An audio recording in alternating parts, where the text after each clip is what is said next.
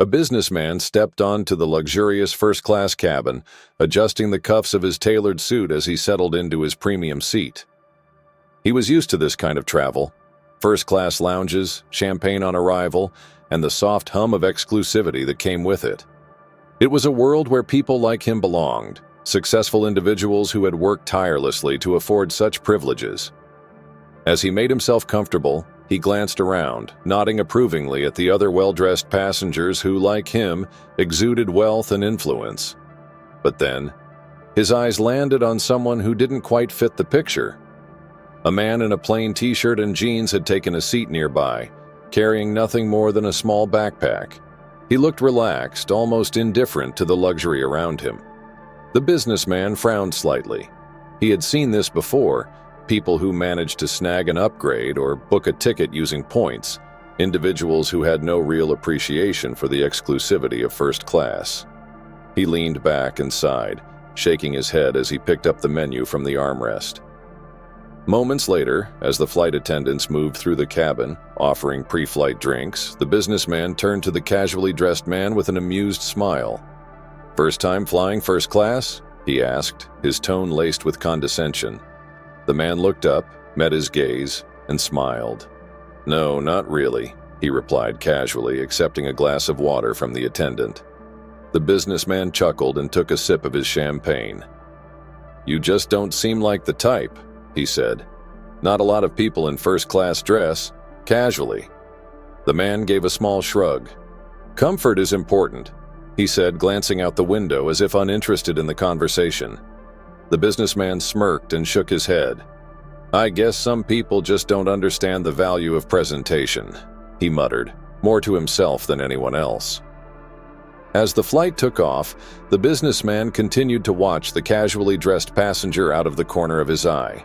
He seemed perfectly at ease, occasionally checking his phone, not engaging in the usual networking that first-class passengers often indulged in. The businessman couldn't resist making another remark. "So, what do you do?" he asked, his tone carrying an air of superiority. "I mean, if you don't mind me asking."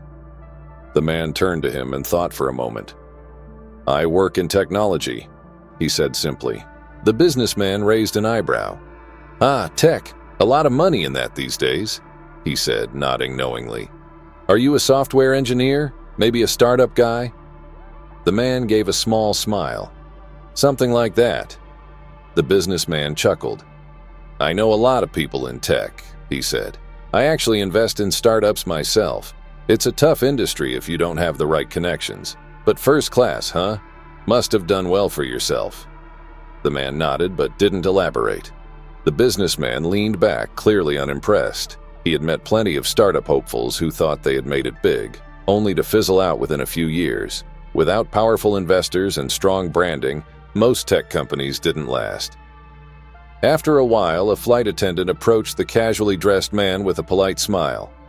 "Mr. Musk, would you like your usual drink now, or shall I bring it later?" The businessman froze. His mind scrambled to process what he had just heard. "Mr. Musk?" A sudden wave of realization crashed over him, and his expression shifted from amusement to sheer disbelief. The casually dressed man sitting beside him wasn't just anyone. He was Elon Musk, one of the wealthiest and most influential figures in the world. The businessman's throat went dry. He had just spent the last 20 minutes indirectly mocking one of the greatest entrepreneurs of the modern age. Elon Musk turned to him and smiled, seemingly unaffected by the awkwardness. "I guess I never really got into the whole dress code thing," he said lightly, as if the entire conversation had been nothing more than an amusing observation. The businessman let out a nervous laugh, his arrogance melting away in an instant. I had no idea," he stammered. "I mean, I should have recognized you. Musk waved a hand dismissively. "It's all good," he said. "I like keeping things low-key sometimes." The businessman's mind raced, desperately trying to salvage the situation. "I'm actually a huge fan," he blurted out. "I've followed Tesla since the early days, and SpaceX. Just incredible work. I can't believe I didn't recognize you." Musk simply nodded, offering a small, understanding smile. The businessman shifted uncomfortably in his seat, replaying his earlier comments in his head. He had been so quick to judge, so sure of his assumptions about status and success.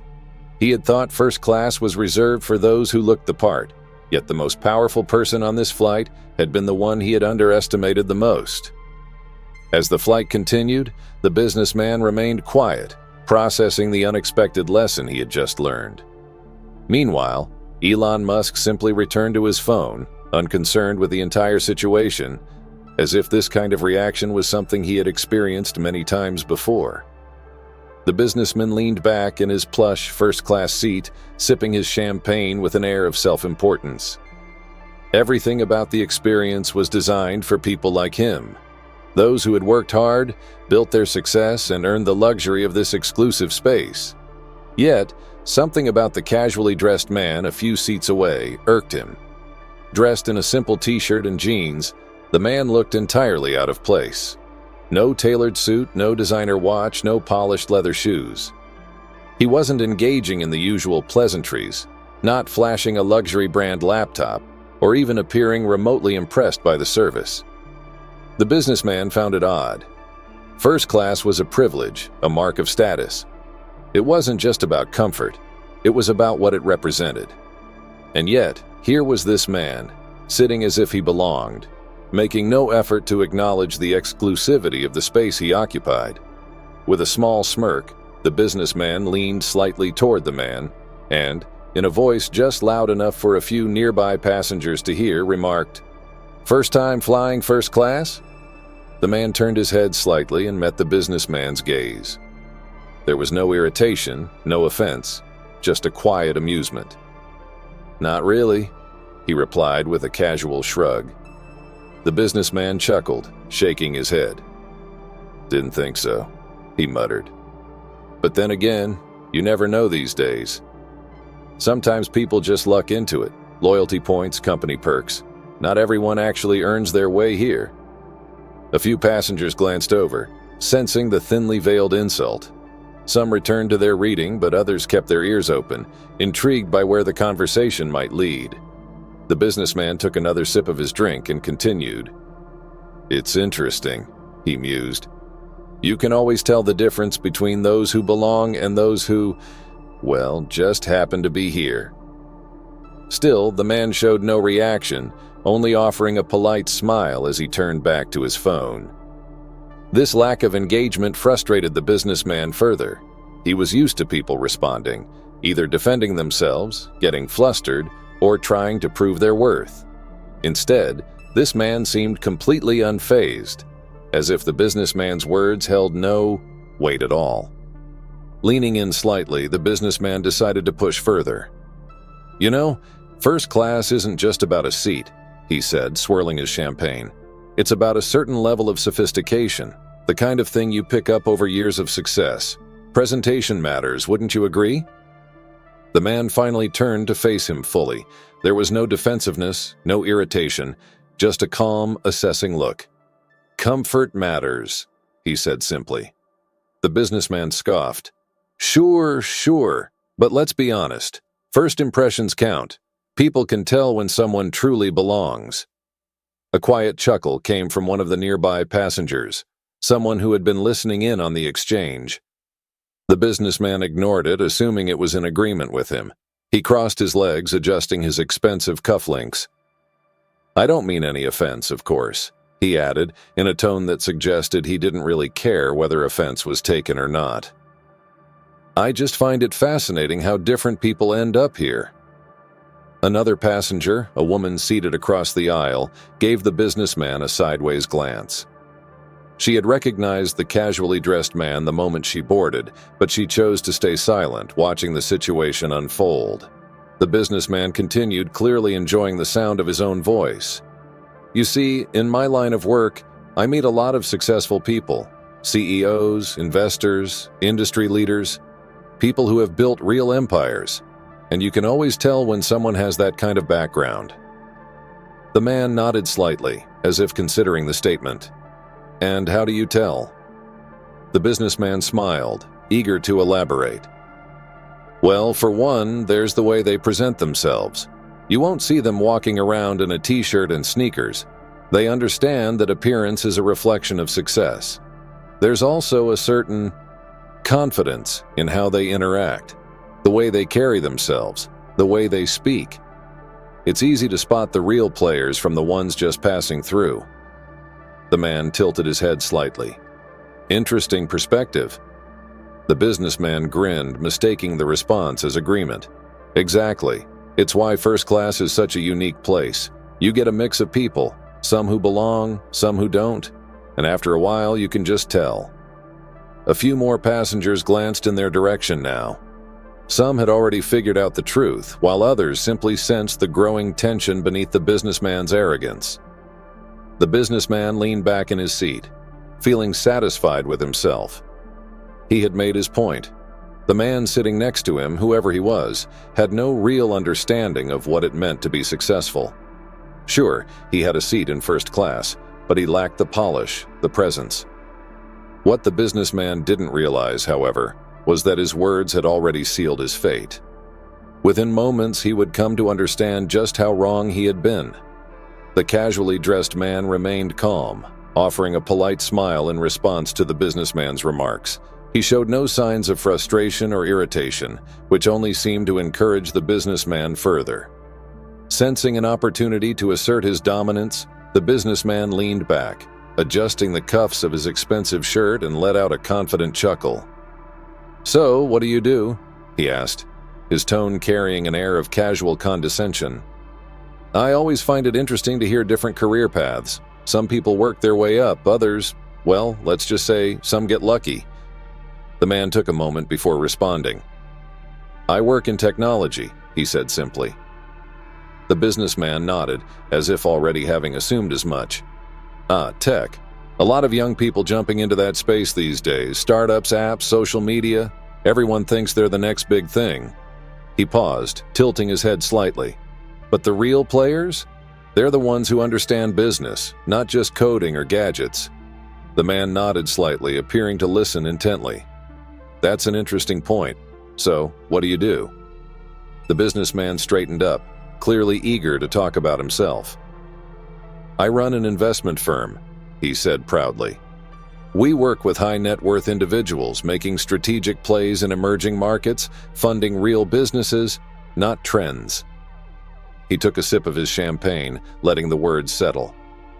"It's about vision, really. Spotting the winners before anyone else does." The man gave a small nod of acknowledgement. "That sounds impressive." The businessman waved a hand. "It is. But of course it takes experience. You learn over time who's got real potential and who's just pretending." He glanced around the cabin before turning back. "I'm guessing you're in one of those startup things?" There was a slight pause before the man responded. "Something like that?" The businessman smirked. "I figured. Let me guess, an app? Maybe something with AI? That's all the rage now." The man smiled but didn't elaborate. Instead, he asked, "And how do you determine whether someone has real potential?" The businessman leaned forward slightly, eager to share his insight. "It's all about presence, the way someone carries themselves, confidence, articulation, understanding of value. You can tell when someone is truly successful. It's not just about money. It's about influence, impact." He gestured to himself. "You see, when you've built something real, people can sense it. You don't have to prove yourself." The man nodded. "That's a good perspective." The businessman grinned. "Exactly. And that's why I can always tell who's serious and who's just playing a part." A quiet chuckle from a nearby passenger caught his attention, but he ignored it. He had no idea that the real lesson was about to unfold before him. The businessman's smirk slowly faded as he noticed the flight attendant approaching their section with a composed yet respectful demeanor. She stopped beside the casually dressed man and leaned in slightly. "Mr. Musk," she said politely, "would you like your usual refreshment?" For a brief moment, there was silence. The businessman's eyes widened as his brain struggled to process what he had just heard. Mr. Musk? He repeated, his voice almost a whisper. The flight attendant nodded with a professional smile. Yes, Mr. Elon Musk. A few passengers nearby, already aware of the unfolding situation, exchanged glances. Some whispered amongst themselves, while others tried to suppress amused chuckles. The businessman's face turned a shade paler as realization hit him like a tidal wave. This wasn't just some ordinary tech guy. This wasn't some random entrepreneur struggling to make a name for himself. This was Elon Musk, the man who had revolutionized multiple industries, the mind behind Tesla, SpaceX, and Neuralink, the billionaire who had changed the course of technology and space exploration. The businessman swallowed hard. The same man he had been condescendingly lecturing about real success and influence was someone whose name alone carried more weight than entire corporations. He had spent the last several minutes indirectly ridiculing one of the most innovative and powerful men in the world, completely oblivious to his identity. Musk, however, remained as calm as before, offering nothing more than a small nod to the flight attendant. Just water, please. The businessman's hands felt clammy. His mind raced, desperately trying to salvage the situation. I didn't realize, he stammered, his usual confidence nowhere to be found. I didn't expect. Elon simply smiled. No worries. The casual response only deepened the businessman's embarrassment. His mind replayed everything he had said, the smug remarks, the arrogant assessment of who was serious in business and who wasn't. A few passengers nearby exchanged knowing looks, clearly entertained by the irony. One even let out a quiet chuckle, further amplifying the businessman's discomfort. I actually have a lot of respect for your work, he blurted out, suddenly eager to shift gears. Tesla, SpaceX, what you've done is remarkable. Elon nodded politely, but he didn't say much. The businessman's attempt to pivot the conversation felt painfully forced, and he knew it. The silence between them stretched, and for the first time in a long while, the businessman found himself at a complete loss for words. The businessman felt his stomach drop. His mind raced through every word he had just uttered, realizing how absurd it all sounded now. He had confidently spoken about power, influence, and what it meant to be truly successful, all while unknowingly lecturing one of the most successful innovators of the modern age. The realization sent a wave of heat through his body, his face turning red with embarrassment. I didn't realize, he stammered, the confidence in his voice completely gone. I had no idea I was speaking to you, Mr. Musk. The people around them, who had been quietly listening, now exchanged glances, some suppressing smirks, while others simply observed the unfolding moment with quiet amusement. Musk remained as calm as ever, offering a slight nod, but not saying much. His lack of immediate response only deepened the businessman's discomfort. I've actually followed your work for years, the businessman continued hastily, his voice uneven. Tesla, SpaceX, it's incredible what you've done. Revolutionary, really. Elon simply tilted his head slightly, his expression unreadable.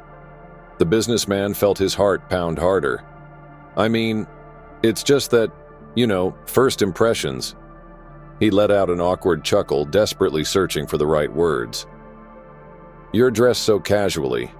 I just assumed you were. He stopped himself before finishing that sentence, realizing how bad it sounded.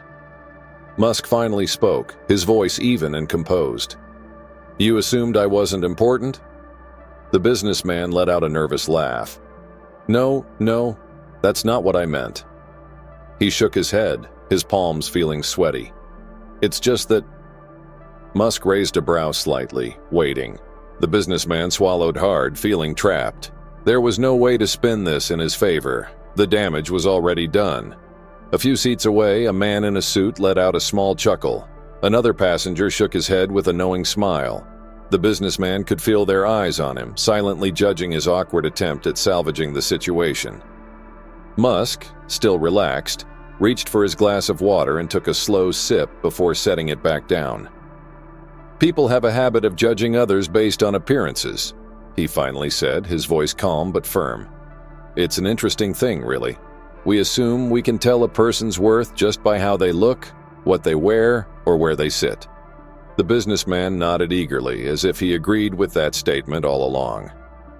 "Absolutely, that's true." Musk leaned back slightly. "I've met janitors with brilliant ideas. I've met billionaires with no vision at all. Success doesn't always dress the way people expect it to." The businessman felt another wave of embarrassment. He had spent the last several minutes talking down to a man who had reshaped industries, and now he was on the receiving end of a subtle but powerful lesson. "I completely understand," he said quickly. "I shouldn't have assumed." Musk gave a small smile. "No worries." The businessman nodded, but inside he knew he had made a fool of himself. The flight wasn't even halfway over, and yet he felt like he had already lost. The silence that followed was heavy, reminding him of how drastically the power dynamic had shifted in a matter of minutes. The businessman shifted uncomfortably in his seat, his mind replaying the conversation over and over again. The initial arrogance with which he had spoken now felt utterly foolish.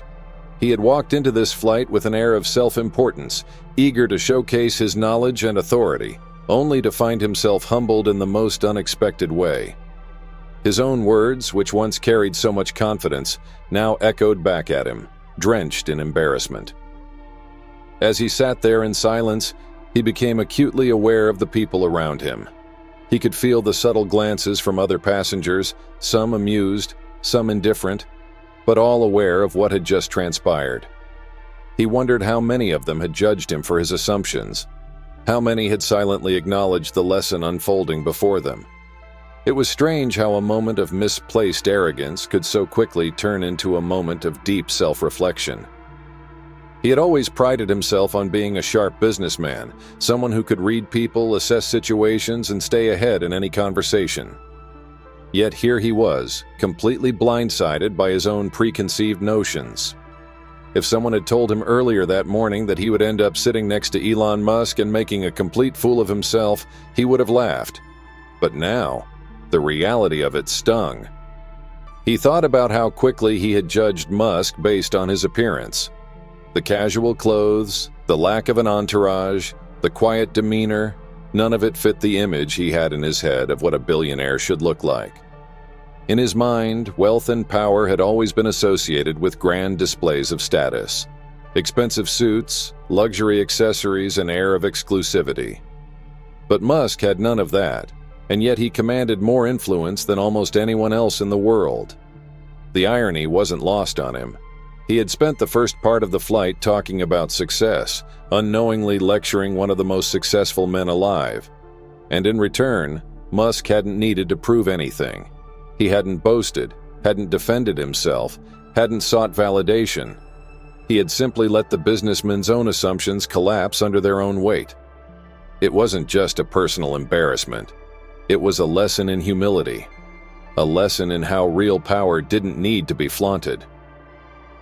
The businessman let out a quiet sigh and glanced toward Musk. The tech mogul wasn't even paying attention to him anymore. Instead, he was calmly scrolling through his phone, unbothered by the entire exchange. It was as if nothing had happened at all. That, more than anything, struck the businessman the hardest. He had built his entire persona around proving himself, around being recognized, around making sure people knew his worth. And yet, here was Elon Musk, one of the most powerful men in the world, completely unconcerned with how he was perceived.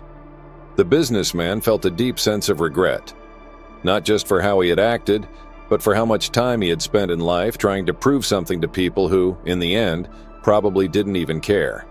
He had spent so much energy on image, on status, on external validation, when the truth was, real success spoke for itself. He wasn't sure if he should say something more, if he should try to salvage the situation, but he knew no words could undo what had already happened. So he simply sat there, lost in thought, absorbing the unexpected lesson he had just received. Meanwhile, other passengers on the flight had taken notice. Some had witnessed the exchange firsthand, while others had caught bits and pieces of the conversation. And as the flight continued, quiet discussions began to take place among them. Some whispered about how shocking it was to see someone underestimate Musk like that, while others reflected on their own biases and how often they too had judged people based on appearances. One passenger, a young entrepreneur sitting a few rows back, had been particularly captivated by the exchange. He had always admired Musk from afar, but seeing this moment unfold in real life had given him an entirely new perspective.